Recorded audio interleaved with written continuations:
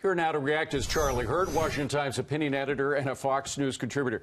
Sometimes your head just wants to explode, Charlie. You hear about the Beltway swamp, but then you see the actions of the people within it.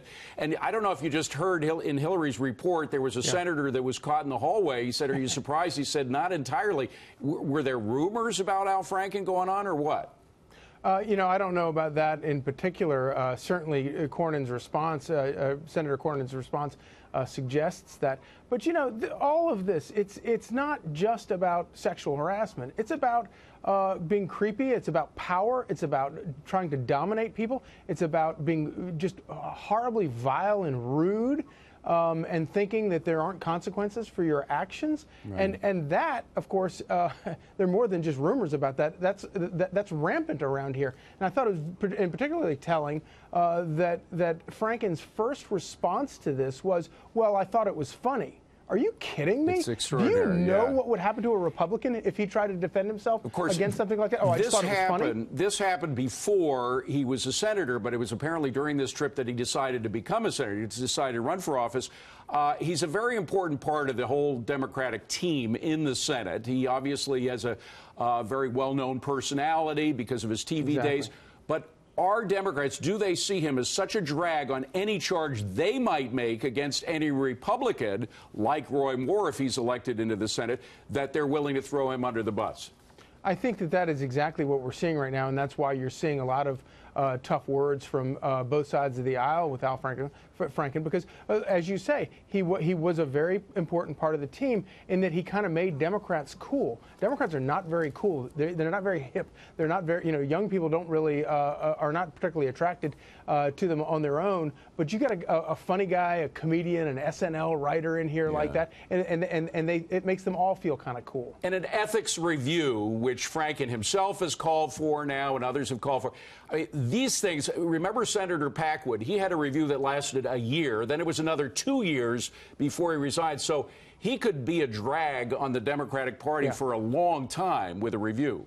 But it does put the Senate in a very tough situation, because if they look at all of this and more people come forward and then they decide to say, oh, well, they slap him on the wrist or decide not to do something about that, that's going to reflect upon everybody. And I think in this environment, we're likely to see a altogether different outcome. Okay, Charlie, meanwhile, another very important story. Some Republicans are demanding that another special counsel be set up to investigate Hillary Clinton and the DNC on an array of issues. Hillary Clinton has responded. Take a listen.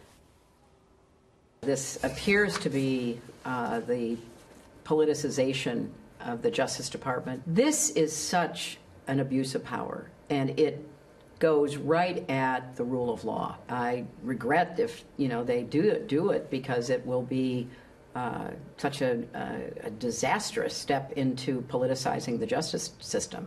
Charlie, hasn't that train left the station? I mean, Comey clearly was politicizing the Justice Department by not indicting her.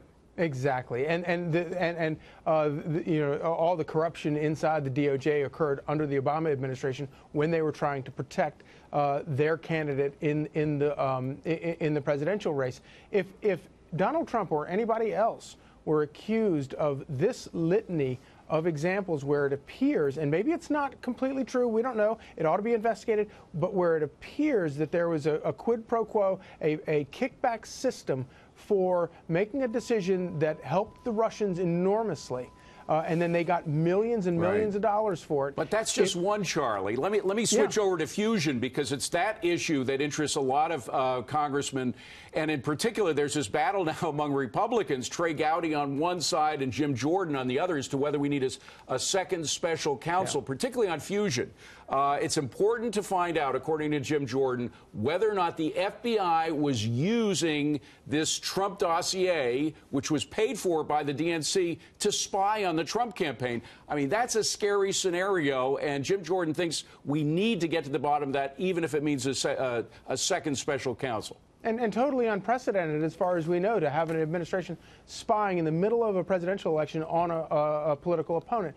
But you know, my argument is that, you know, whether it's special counsel or it's the smart investigators inside the DOJ, it doesn't matter to me. It has to be investigated one way or the other. The argument that Jim Jordan is making is that the DOJ has already been so infiltrated by politics that it has to be taken outside shop. I'm ambivalent about it one way or the other. I just wanted it investigated by somebody. We all want an answer. Yeah. Charlie Hurt, good to see you, Charlie. Thanks, very much.